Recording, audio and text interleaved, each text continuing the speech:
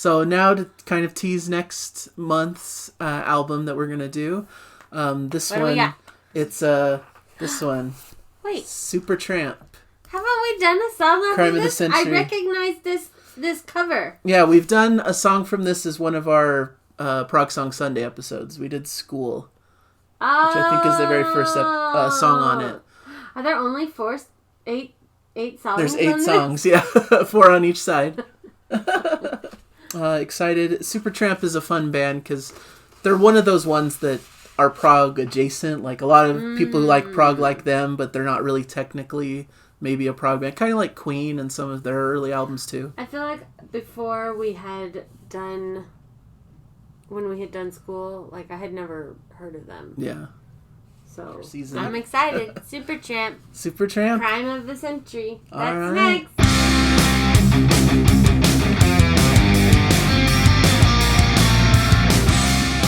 Hello everybody and welcome to Classic Albums 101. This is the show where we listen to a track from a classic album and then discuss the album in full afterwards. So It's like a non-prog album, right? yeah, a non-prog album usually.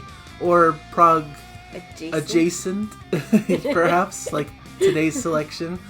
So the format of the show is we do a reaction at first to one of the songs from the album. Then we go off separately off camera and listen to the album in full, and then reconvene for the second half of the video where we actually discuss the full album. So that's basically what we're doing here. So we're starting with a song reaction. The album we're covering is Supertramp's Crime of the Century, which is one that a lot of people would consider like pretty much a prog album, or at least close to. So it's like my secret way to get a prog album on the show. Sure. Let's listen to a classic album. I swear, hun, this is a classic album. Well, prog albums can be classic albums. It's, True.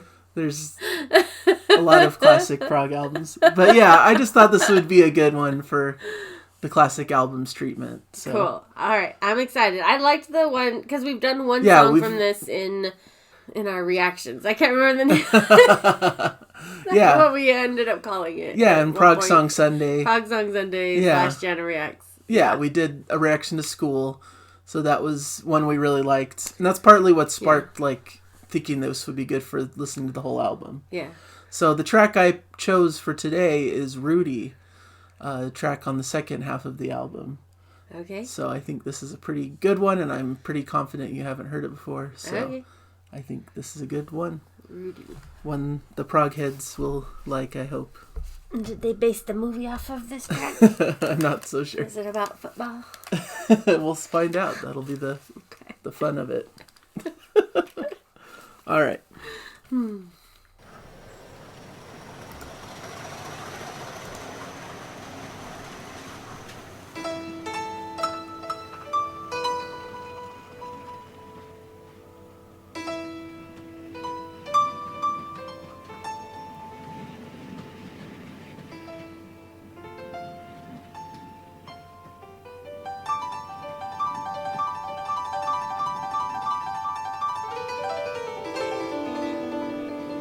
Nice piano work.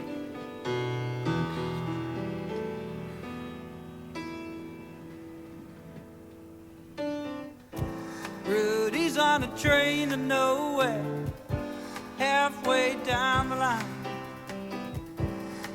He don't want to get there, but he needs time.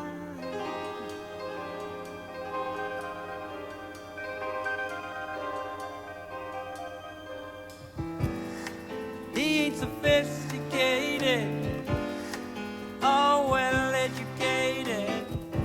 After all the hours he's wasted, still he needs time.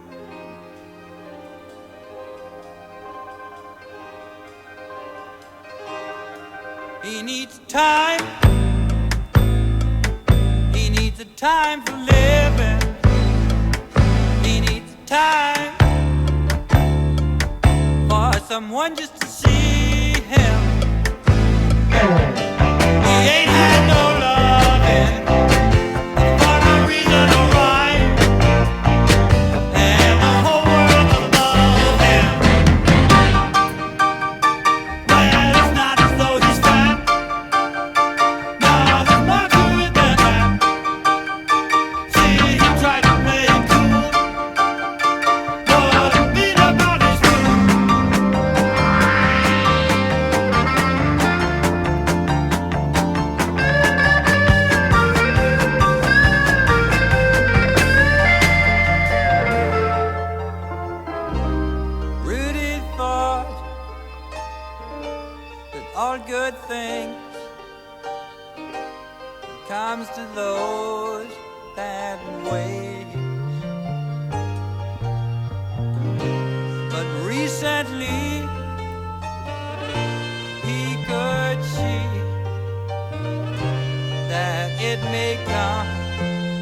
late, too late, too late.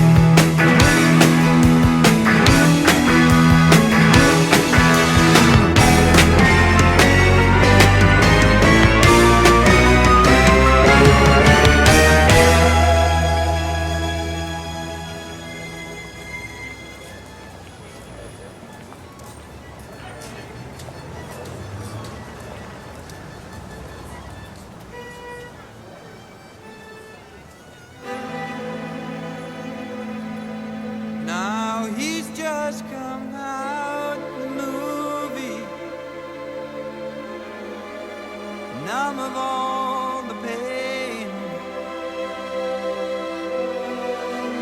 Sad, but in a while he'll soon be back on his train.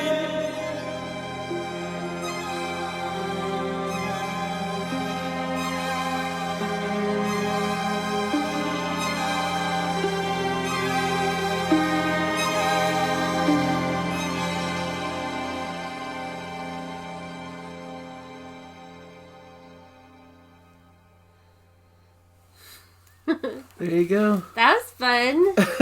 Oh yeah? Yeah, it had it had a lot of different musical sounds in it. Like it started out like jazzy, and I thought, oh, this is like a lounge jazzy song, like right. one of those, lounge songs. But then it like had, you know, a more like standard rock, a little bit of progginess, then like some orchestral stuff in there that was really pretty.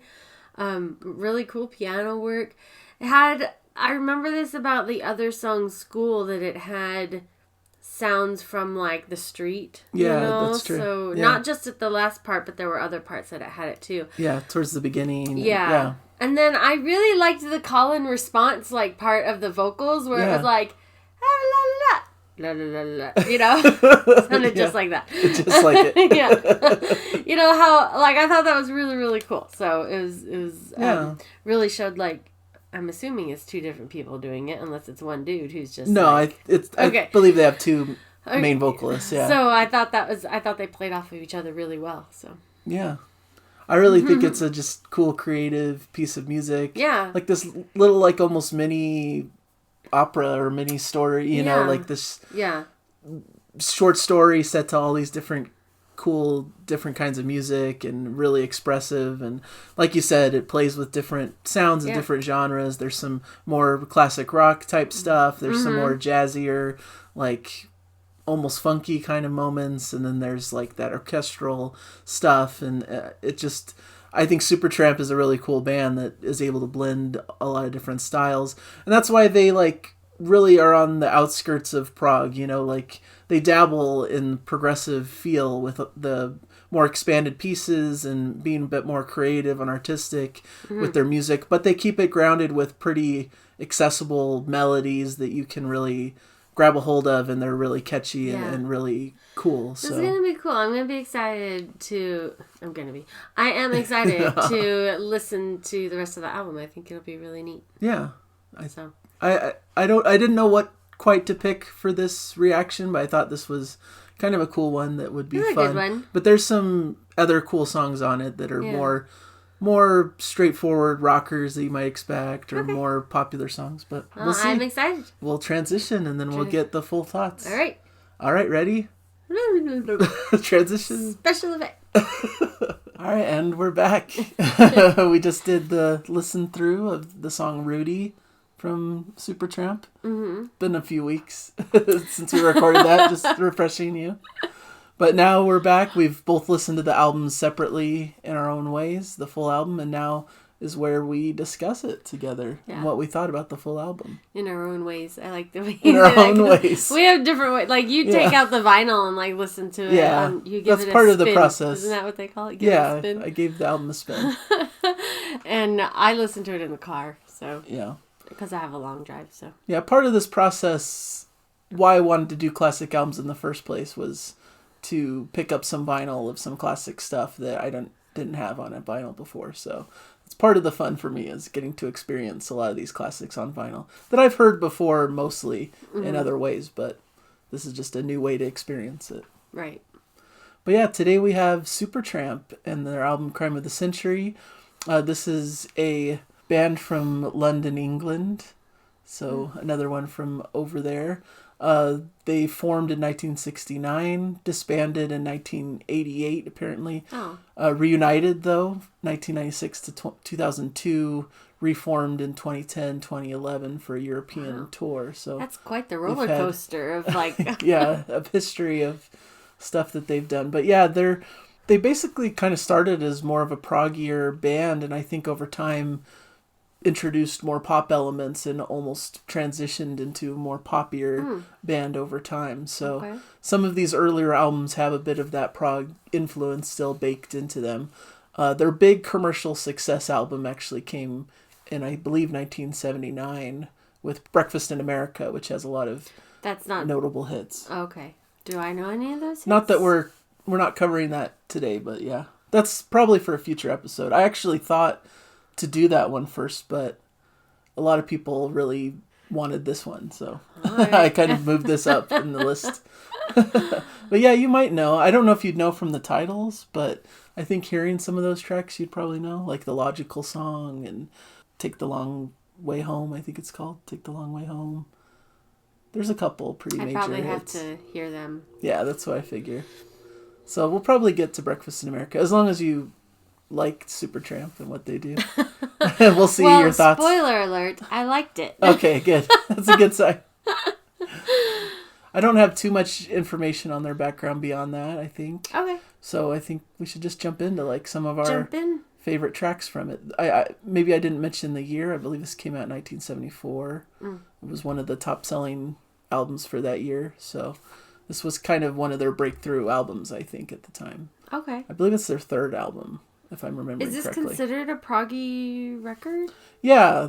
I think there's a lot of debate about it, but some people consider this one of the big, like, great prog albums. But some people think it has more pop elements that make it not purely prog, but more prog inspired, like a crossover prog kind of thing. So I think there's a little bit of a debate about it, but I guess the genres maybe don't matter as much, just that it's good music, you know, whatever you label it as. So. Well, we've done a couple. We did School. Yeah, we did a reaction to School. And then we listened to Rudy just recently. Yeah. Well, according to this video, like 5 minutes ago. And I was trying to pick some of the proggier tracks from the album. The one that stood out to me, well, there's a couple that stood out to me of ones that I really liked and really enjoyed. Yeah. And when I went back and re-listened to some of them, that's how I ended up picking the ones that I did. But the one that I liked the most was Asylum. Oh, cool. Because I just thought, I was like, is this Elton John? It sounds like Elton John. It does have that sound. And I enjoy Elton John's sound and like the way he, anyway, but I enjoyed this because I liked the piano to it. I liked, I just enjoyed it. It sounded happy. It's called Asylum, and I don't know that I really listened to the lyrics so much. Yeah. So I'm not sure that it actually is happy, but I liked the way it sounded. So, just like a cool, like jazzy little number, you know? Yeah. I think the Elton John comparison's pretty good. Because with Supertramp, it feels like very piano, keyboard centric and bass. And it had like this strings behind it. Yeah, it does have this orchestration, like synth orchestration behind it. So yeah, I think that that's why I liked it. I can't always remember when I'm like here talking about it, but it had like the piano and it had the orchestra, and then you say it was made. Yeah, they're made by like I read that sounds. It was like a synth orchestration, but I'm not totally sure. That, and then it was just well put together. I just loved all the layers of it. Yeah. It was a good, what's that dessert? It's like a trifle? Or like a trifle. Yeah, sure. Lots of layers that makes it just delicious. Yeah. And I like how it grows as it goes. Like it gets more intense and more passionate, I feel like, as the track progresses, especially with the vocals. So I agree. I think that's a great, solid choice. For my first choice, it's hard. There's a lot of great options, but I really like Hide in Your Shell, which comes right before Asylum. It starts out maybe with more of a lighter feel with the keyboard and Hodgson's vocals on it. There's some cool backing harmonies that I really appreciate, but things pick up a bit as it goes through. It feels a bit more varied and progressive, which is probably why I like it, even though it maintains maybe a more melancholy feel, because I think it's about like hiding in your shell, essentially, like someone who's afraid to like branch out and to embrace themselves or something along those lines. So it has a bit of that melancholy feel, but there's a bit, they have these moments that almost bring in like jazz elements or almost like a boogie style feel with some sax. There's some saxophone throughout the album that I really think is really tasteful and cool. And I even hear like this theremin in the background, like a really interesting, quirky sound. So there's just a cool soundscape to it. It has what feels like different elements and almost like this prog opera type thing. Almost sometimes they kind of remind me of Queen, like maybe not full on prog, but have elements of like developing a piece where it's almost like this opera with different sections and different moments that it develops through. So this was one that stood out as one that I didn't know as much about. It's a little bit lesser known, but I thought it was really cool. That's good. Yeah. And then the one, I like the one even before that, too. Yeah, I'll just keep moving backwards. Bloody Well Right.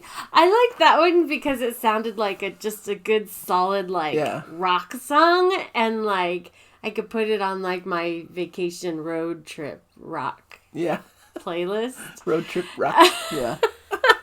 And I just liked the sound of it. I thought that it was, funky. Funk, yeah. That's a good one. Yeah, it was funk. Yeah. Funky. It had this that's how I imagine funk to be in my head. It's I'm cool. I can do whatever I want. That's the sound that it had to me. And so that's why that's why I liked it. I liked that one a lot. And that was one of the more famous songs from this album. Oh, yeah? I picked a famous one? Classic rock staples. I think you're right on the mark. So really fun. Has that bit of funkiness to it, like you said, but with a cool classic rock sort of vibe. Mm-hmm. I think it's really cool. What's cool about the band, I like bands that have multiple different singers, and this is definitely a band where there's really two different leads that are fronted on different songs. They have different. So this one's actually Rick Davies is the singer and person behind this one, and it's a really cool track. How many singers do they have? Really, it's Roger Hodgson and Richard Davies are the two main singers. Okay. So they really go back and forth, and I think for a lot of it you can kind of tell the main singer is probably the one who wrote the song or who's mainly responsible for it. The Beatles are one of the early incarnations of this where they all sing and usually... If you write it, then you sing it? Yeah, usually. That seems to be the case in a lot of ways. Not totally across the board, but mostly, yes, I think. Even though it's all Lennon McCartney, they credit all their songs to Lennon McCartney, but really, based on who's singing, you can kind of tell that person really took the charge and was probably the main writer of the song. So, and George Harrison sings his own stuff usually. So, okay. Yeah, so I think that's a cool aspect of the band that I really like. And I want to mention as one of my favorites, the final track, Crime of the Century, the title track, which I think is really an excellent piece of music that really has this epic build and is just really exciting. It has this great piano part that just always sticks with me that I really love, and has this big instrumental build up and play out with this orchestration, and it's just... There's some saxophone in that mixture, and it's just a really epic ending to the album. I think of this album similarly to Dark Side of the Moon, which has a lot of similar vibes and has the same kind of aesthetic to me. This really cool, almost conceptual album. I don't know if this is totally fully a concept album, but it has a lot of threads going through it that follow similar themes and similar stories. So, I view it similarly, and I think this is a great epic conclusion to the album, Crime of the Century. Yeah. It's a good thing they named the album after it. Yeah, that helps. The third song that I really liked was Dreamer. Yep. You knew I'd pick that. Yeah, I figured that was... It's so happy sounding and pop sounding and just a delight. Yeah. That was the other big hit. Really, Bloody Well Right and Dreamer were the two charting singles. Yeah. I picked them. I figured. You can tell my taste. Yeah, so those are excellent. I love Dreamer too. I think it's a really beautiful song. Some people like reading different reviews of this album and such, at least on prog sites. Some people are less interested in this song or just feel like it's overplayed or overheard on the radio or whatever, but I think it's brilliant. It's just a great pop song with some bright, bubbly keyboards and a fun energy and great vocals and just everything I know that you love about music. I figured that would be a favorite. So my other favorite is probably the one we reacted to, Rudy, which to me I think shows that progressive spirit in probably the best way on the album, because it's probably the longest track. I think it is, a little over 7 minutes. It goes through a lot of sections and moments. There's this jazzy and bluesy vibe that it starts with, but then it gets more passionate as it builds, and you get this almost sweet with different sections, and you get just really beautiful music that really tells this story really well.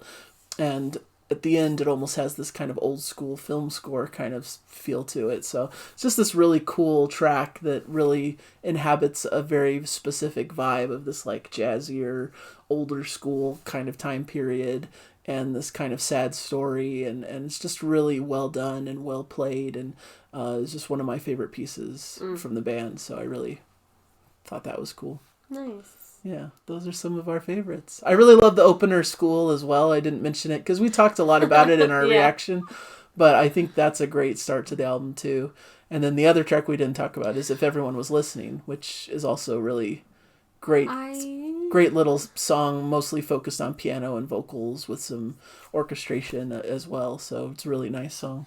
I think that this album was very well crafted and very well, like, it was laid out really well. Like, like it sounded like it was all from the same people. Like, that's a weird way to say that. No, but I get it. Yeah, it feels cohesive. Yes, it's cohesive. You do this all the time, so you know all the words to use. Like, it was cohesive. Like, it just felt like it all, like, matched together really, really well, despite them being all different types of songs and different sounding songs. So I really enjoyed this album. I thought that it was just like start to finish, like really, really great, really great listen. And I had my favorite bits and pieces, but everybody has that about different albums that they like, and so I enjoyed this one start to finish. Yeah. So, and as well documented on my tastes and selections, I like that as well. The cohesion. It feels like one whole piece of an album, because sometimes you get an album and it just feels like, there's good songs on it, but they don't feel very related. It's just a collection of different songs they did. And I like albums that have something that kind of binds everything together and makes for one concrete listen that makes sense to listen to together, and not just like, oh, we'll just throw all these random songs together because that's what we were working on.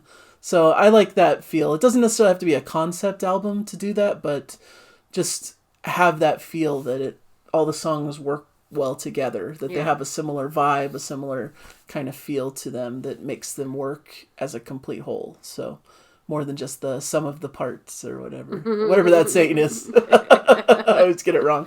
I'm sure it's close enough. So yeah, how does it rank? I guess it's just between this and Revolver, right?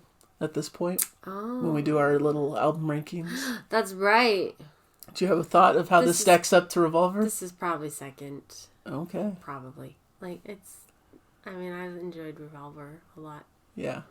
Right? I did, right? It's hard to remember. That was months ago. Yeah. It was 1 month ago. It feels longer, maybe. No, I think Beatles are hard to beat, Yeah. There's no shame in that. Okay. Then fine. No shame. Revolver first, this one second. Awesome. Yeah, I'd probably flip it. I probably like this a little bit more. As much as I love... no shame, but I'm going to put it the other way. Well, as much as I love the Beatles, I love Revolver. I think I probably prefer other Beatles albums like Sgt. Pepper's and Abbey Road and stuff. And this, like we were talking about, is more cohesive. And, my bias as a prog fan, I feel like this is a proggier record. The prog stuff. Yeah, that has a little bit more variety and more into that 70s style sound that I'm more a fan of than like the mid 60s style sound. But I love both records, and I love the Beatles and all that they do. So no shade, no shame, but this is probably just a step above for me. All right, cool. All right, what's next? So Teasing, the next one. This is kind of an oddball choice. Oh, I love this. Perhaps, but I picked this because when I was trying to decide albums for us to cover, I kind of asked you is there anything you would want to cover? Like anything you're interested in? Is it more Boston? No. That would have been good too. But you mentioned that you're interested in Southern rock. Yeah. That's like a genre you really love. I love Southern rock. So I looked up what's the top Southern rock album, basically. And what is it? This is the one that popped up that I thought was worth showcasing. It's not really even an album I know very well, but this one. Lynyrd Skynyrd. Ooh, this is brand new. Did you buy this new? Yeah, I bought it new. Wow. In my big vinyl purchasing. Pronounced Lynyrd Skynyrd. Yeah, the album I think is called Pronounced Lynyrd Skynyrd. This is, I believe, their first album. Like, introducing them as a band. Oh. And, yeah. No smoking, guys. It's bad for your health. Yeah. Back in those days, maybe it wasn't as stigmatized it was as cool. now. 1973. Yeah. So or this was printed in 2018. Well, yeah. It's a newer version of new... a gatefold. New pressing, I guess they'd say. Story time. Story time. All the lyrics and some pictures. Inside. Yeah. Oh, okay. So, do I know any of these songs? Well, the big one is the final track, Freebird, is like Freebird. Classic, like what they always yell out at concerts, like, play Freebird. I've heard that before, right? I would imagine. It's hard to imagine you haven't heard at least some of it, but you never know with you. That's true. I don't know if that's none of these look familiar. What we should react to or like not. I've heard. But... You're gonna pick the longest song, aren't you? Yeah, good old Freebird. It's like 9 minutes long, so it's basically just like an extended jam section. What if I have heard it though? Yeah, it's possible. I don't know if I'll pick that one. I gotta think on that. Leonard Skinner. All right, Leonard Skinner. So that's our next choice. So it should be kind of fun. A little bit of a different lane than what I typically do. It smells good. And yeah, it's new paper smell. Very new. I love it. All right. So I guess that does it for us, right? Yeah. We're good to go. That's it. So thank you guys so much for joining us. Hopefully you appreciated this episode. Let us know in the comments your thoughts about Crime of the Century and about Supertramp. I'd be very curious to hear how you guys feel about it. And please let us know any suggestions for future classic albums episodes and how you feel about this show and how it's going. So what should I learn about? Yeah, let's teach Jana together. What should I learn about? People try to stump me too, I think, and introduce me to new stuff. So, all right. So, okay. Thank you guys so much, and enjoy the music, everybody. Bye. Bye, everybody.